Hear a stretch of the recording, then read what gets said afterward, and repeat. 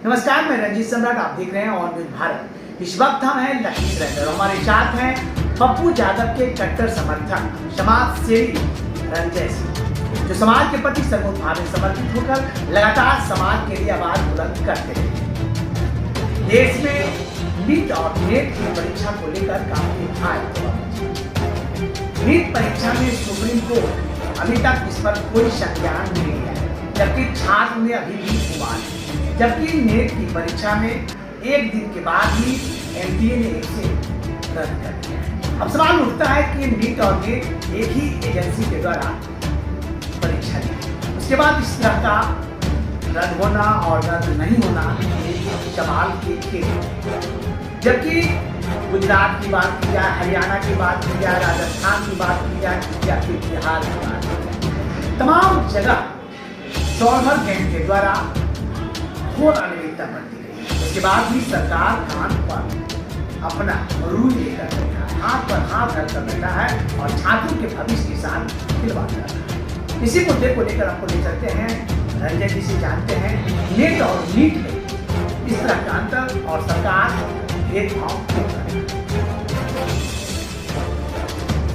सरकार छात्र और युवा समर्थक है ही नहीं। सरकार अगर चाह ले कि हम इस चीज को कंट्रोल कर ले, एक दिन नहीं 1 घंटा का काम है, 1 घंटा का। और एनटीए जो इस समय कर रहा है उससे साफ क्लियर होता है क्यों सवालों के घेरे में है। सर आप सोचिए ना, नीट का एग्जाम हुआ, रिजल्ट पहले से 14 या 15 जून को घोषित था और एकाएक रिजल्ट उस दिन आता है जिस दिन काउंटिंग, जिस दिन पूरा देश चुनाव के काउंटिंग में व्यस्त है और उसी दिन ले आता है रिजल्ट, जिससे कि लोगों को पता ना लगे। लेकिन सीधा सा मैटर है, जो आदमी 2 साल 5 साल 4 साल से मेहनत करके अब सपना देखा है कि हम डॉक्टर बनेंगे और लोगों की सेवा करेंगे, वो भला कैसे चुप रह जाए। और देश के एक जिम्मेवार नागरिक होने के नाते हमारे जैसे लोग कैसे चुप रह जाएंगे? ये तो अन्याय होगा। इतना एविडेंस मिलने के बाद बिहार में लोग पकड़े जा रहे हैं, बड़े बड़े माफियाओं का नाम आ रहा है। नाम तो यहां तक आ रहा है कि कोई मंत्री भी इसमें सम्मिलित है। एक रेस्ट हाउस में एक लड़का रहने गया, उसको रूम नहीं मिल रहा था तो उसने बताया कि मेरे नाम के साथ मंत्री जी लिखा हुआ है। नाम देखना, रेस्ट हाउस वाला दे दिया। ये मंत्री जी है कौन? सबसे पहले इस मंत्री जी को धरो जो अभी तक मने आईने से बाहर चल रहे हैं। दूसरा मैटर है, गुजरात के गोधरा में पूरा सेंटर मैनेज हो गया था। वहां के एक लोकल भाजपा नेता का नाम आ रहा है, वहां के प्रिंसिपल पकड़े गए हैं, वहां चेक्स बरामद हुआ है, एडवांस चेक लिया हुआ था उन लोगों ने। हरियाणा में आखिर एक ही जगह से उतने बच्चे टॉप कैसे कर गए? राजस्थान के सवाई माधोपुर में उसी दिन मिला है प्रॉब्लम।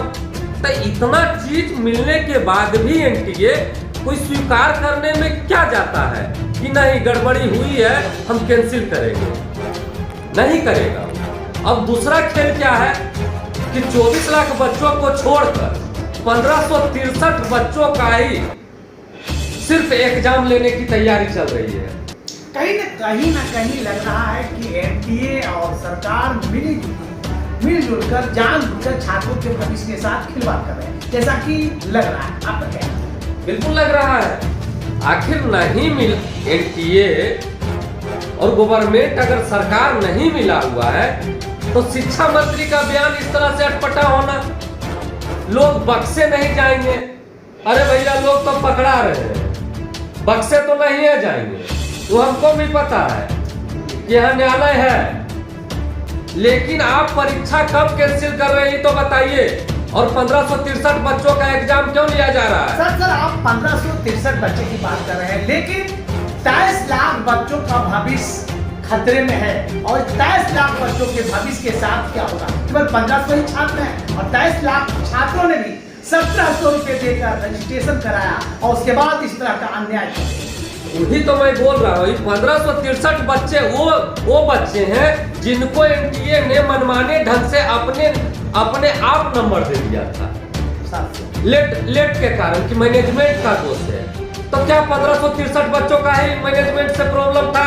यानी जो कोर्ट गया उसको आपने ग्रेस दिया, कहीं आपने सेटिंग तो नहीं कर रखी थी कि तुम जाओ मैनेजमेंट के नाम पे केस करो कि वहां लेट हुआ है और मैं तुमको इस तरह से ग्रेस नंबर देकर डॉक्टर बना दूंगा। जिस तरह से एनटीए को लगा चारों तरफ से फसोद लिया, कहीं सीट मैनेज करके, कहीं सेंटर मैनेज करके, कहीं ग्रेस के नाम पे एनटीए दायरे में है सर, और शिक्षा मंत्री का जवाब आना यानी एनटीए का बचाव करना। इस 1563 बच्चे का जो एग्जाम होगा, आप जिसको पहले ग्रेस दे रहे हैं अमेरिका दीजिएगा, सब टॉपर है, 1563 को 720 दे दीजिए। अरे भैया यहाँ लोकतंत्र और संविधान है कि नहीं? यहाँ न्यायालय है कि नहीं? और इस सरकार क्या कर रही है? सर आप कह रहे थे नीट में 1563 बच्चों का परीक्षा लेना है, जबकि नेट यूजीसी जो असिस्टेंट प्रोफेसर का परीक्षा होना था, एनटीए जो करा दिया गया, पटना में भी तकरीबन कई छात्रों को ये चिन्हित किया गया और आनंद फानंद में उसे कैंसिल कर दिया गया, रद्द कर दिया गया। उसके नीट के साथ इस तरह की नाइंसाफी सरकार कहीं ना कहीं दोहरी नीति चल रही है। सर वही बात समझना है कि नेट यूजीसी का एग्जाम हुआ तो आपको लगा कि इसमें धांधली हुई है, तो आप एक दिन के बाद कर दिए कैंसिल। और नीट में इतने एविडेंस मिलने के बाद, इतने लोगों की गिरफ्तारी होने के बाद भी आप क्यों नहीं कैंसिल कर रहे हैं?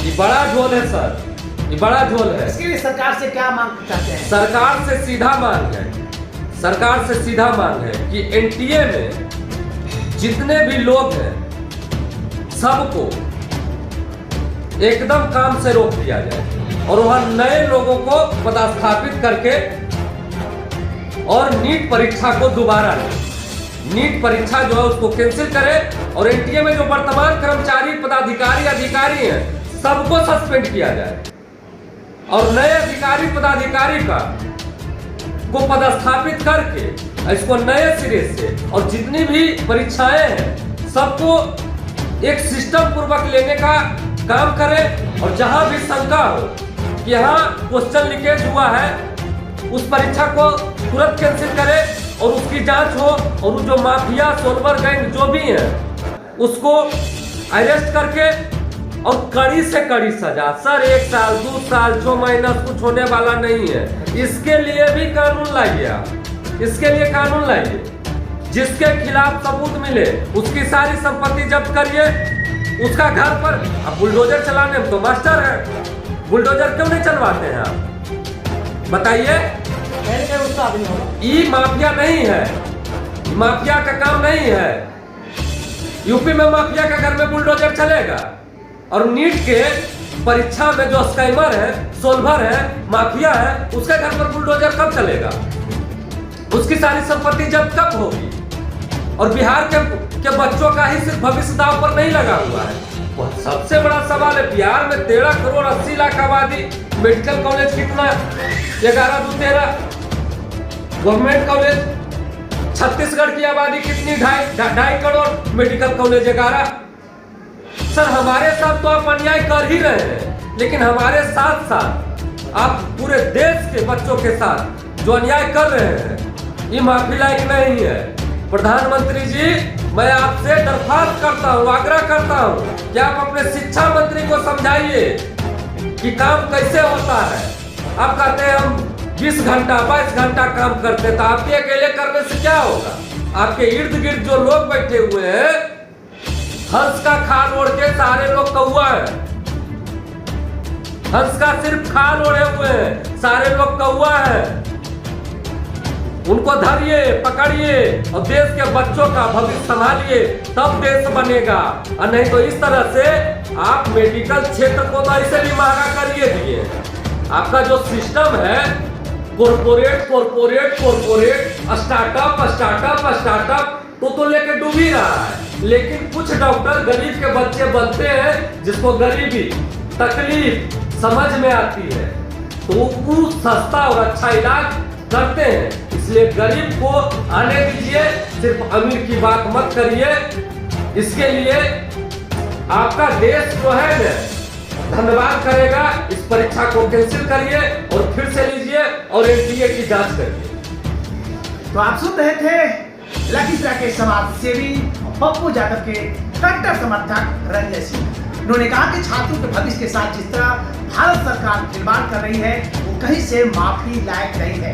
प्रधानमंत्री जी इनकी आवाज को सुने, छात्रों के भविष्य के साथ खिलवाड़ नहीं करें, उनके हक और हकूक के लिए अपना निर्णय लें और छात्रों के साथ एक न्यायपूर्वक कदम उठाएं। देखते रहिए और